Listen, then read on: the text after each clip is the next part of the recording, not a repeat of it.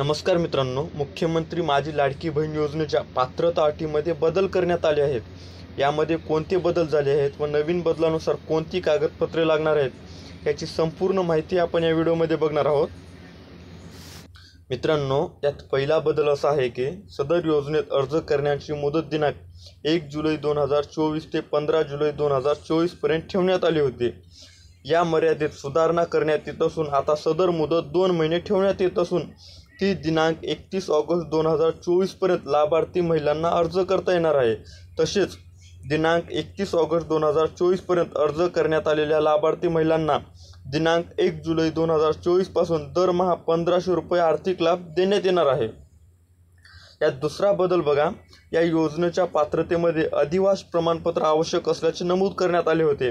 मात्र आता लाभार्थी महिलाकडे अधिवास प्रमाणपत्र उपलब्ध नसेल तर त्याऐवजी 15 वर्षापूर्वीचे रेशन कार्ड, मतदार ओळखपत्र, शाळा सोडल्याचे प्रमाणपत्र, जन्म दाखला या 4 पैकी कोणतेही ओळखपत्र ग्राह्य धरले जाणार आहे.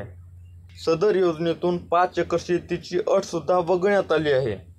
चौथा बदल बघा, सदर योजनेत लाभार्थी महिलांचा वयोगट 21 ते 60 वर्षे वयोगट ऐवजी 21 ते 65 वर्षे वयोगट करण्यात आला आहे.